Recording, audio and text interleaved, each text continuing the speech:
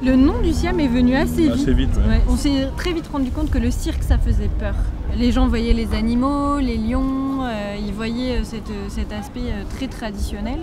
Et finalement, ça faisait un blocage de principe. Et comme on l'envisageait comme un dialogue avec la danse, avec le théâtre, avec les sciences, avec le monde économique, on ne voulait pas le coincer dans quelque chose qui portait trop de clichés. C'est un lieu qui est dédié aux arts du cirque et pas autre chose.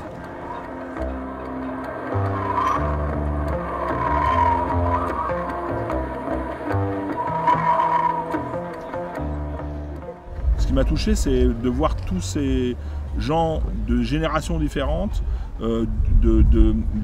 d'origines différentes, qui étaient en capacité d'être ensemble d'un objectif commun. Alors on rencontre ça dans d'autres arts vivants, mais le cirque est très très fort par rapport à ça. Et c'est des valeurs qu'on essaye encore de transmettre encore au Siam. Sur la création, on essaye de générer des nouvelles pistes de recherche.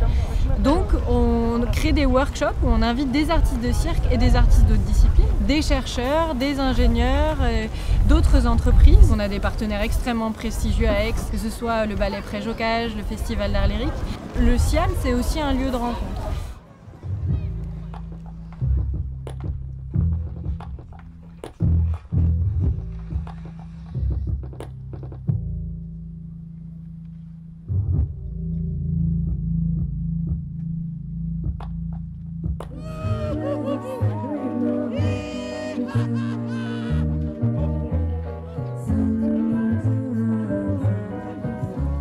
Dans notre corps professoral, on a des gens qui viennent du cirque de tradition, on a des gens qui viennent du cirque contemporain, et c'est bien cette rencontre permanente, et c'est bien cet échange permanent de valeurs, de visions, de curiosité qui nous permet d'avoir aujourd'hui un lieu qui vit de manière un peu différente.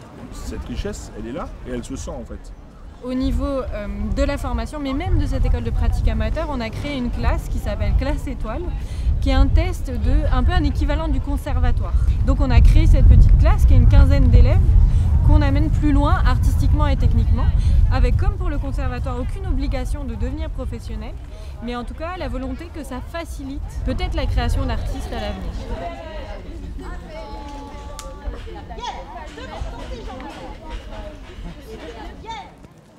On ne met pas souvent les inventeurs et les artistes ensemble. J'avais très envie de créer des ponts entre l'invention et la création, entre l'entreprise qui a parfois les moyens techniques de réaliser les rêves d'un artiste. Et par ailleurs, dans ce dialogue-là entre les sciences et le cirque, il y a aussi tout le volet pédagogique, où finalement le cirque est un outil génial pour expliquer des choses comme les sciences physiques par exemple.